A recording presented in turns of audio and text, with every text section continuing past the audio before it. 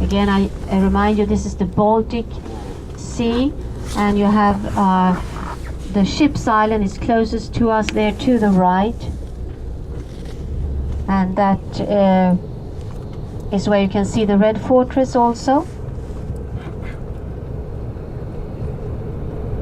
Oh, it's a TV, well-known TV personality who was standing there being interviewed. Anyhow, in the bay you have the Grand Hotel, the sailing ship off Schopman, and this is a favorite place in the summer, you know, where you can go have an ice cream, look at the view.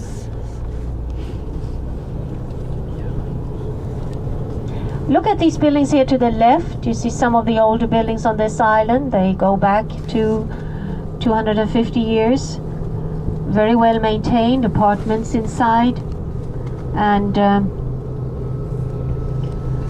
on the back side there are also some of the older buildings left, but worth to remember is that if you go back in time, not too long ago, just to the beginning of the 20th century, there was a lot of poverty and misery here in the city. But there was again a very dramatic change. Lots of people moved into the city at the end of the 19th century. And the population today of Stockholm is close to 2 million. That's Greater Stockholm area, which also includes the suburbs. And it's the biggest city in Sweden and in all of the Nordic countries. And it's growing every year.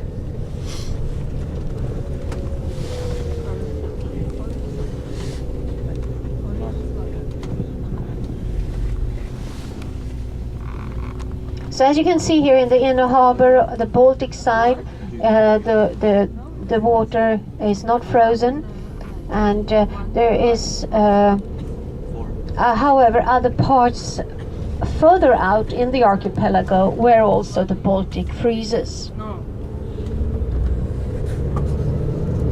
And the water here is brackish. That means that it's mixed with the fresh water from the lake, so the salt level is quite low. And we will now come on the other side of the old town, where we will pass some of those beautiful buildings. Those were built up for noblemen and rich merchants. And we will also pass the Royal Palace, which you saw earlier. We have 10 royal palaces in Sweden. They are all in the Stockholm area. One of them is the official palace. That's the palace where all official representation takes place. That's the one here in Old Town. And then the others are open as museums in the summertime. And there is one palace which is also the residence of the royal family. If you hear about the palace of Drottningholm, it's about just a 30 minutes drive from the city of Stockholm.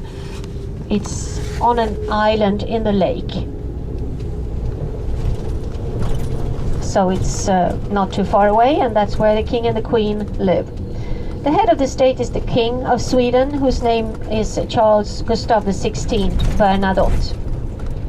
And then we have Queen Sylvia, and they have 3 children, and the oldest child is the successor of the throne, and that's Crown Princess Victoria. A big event is coming up here this summer when she's getting married. And that will happen on the 19th of June.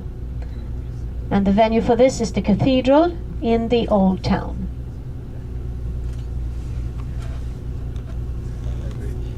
And the King of Sweden has no political power. His role is to represent Sweden,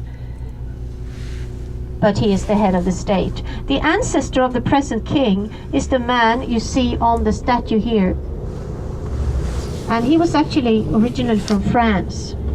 So his name was Jean-Baptiste Bernadotte, and he had a great success as a marshal, a military success, a military career in the army of Napoleon.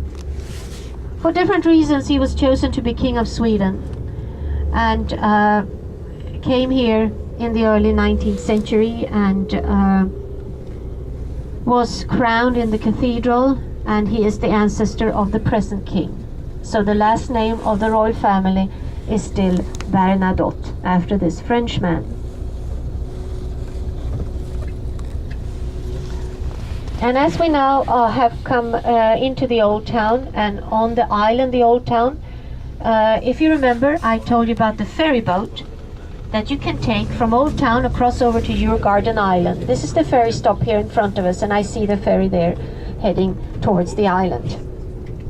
The best means of transportation between this point and that island. Get a boat tour at the same time, could be nice.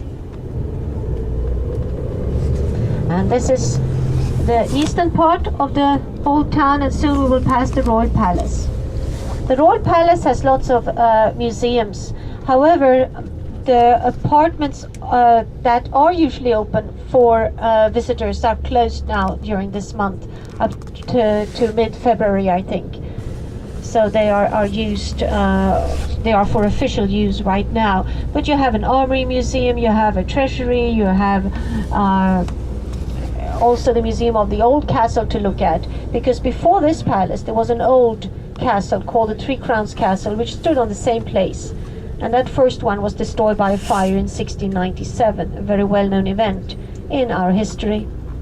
The palace, which you will soon see, is one of the biggest in the world actually. It has over 600 rooms, and it's not Swedish in its style at all.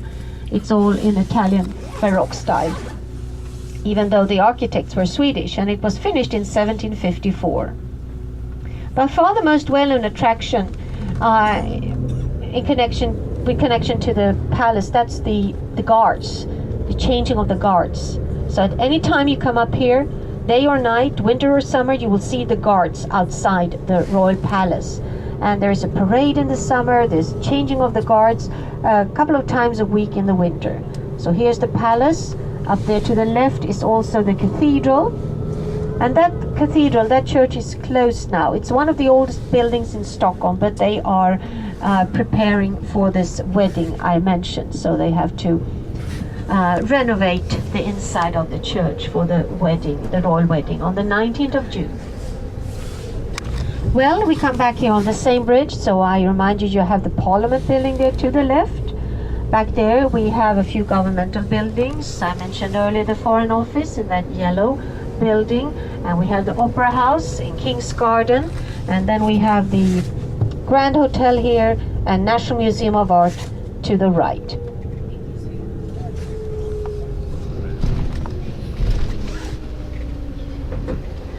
And the Grand Hotel is the oldest first-class hotel in Stockholm. We'll just turn around here. If you will continue past the Grand Hotel, then you come to the National Museum of Art, which is the biggest art museum, and you have there fine art and sculptures, and you also have exhibits about Swedish design. If you would pass the National Museum of Art, go across the bridge on Ship's Island, you have a couple of museums there too.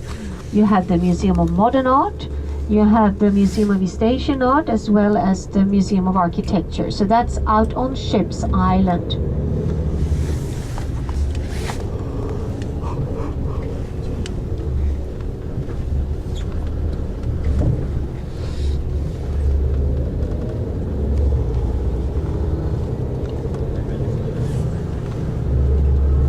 And this is King's Garden. You can easily walk through King's Garden, and then you have on the other side the Enki department store. And I forgot to mention that you have also opposite the Enki department store, there is a tourist information in what we call the Sweden House. If you need some information, or if you need to buy tickets for different events, you can do that there at the tourist center.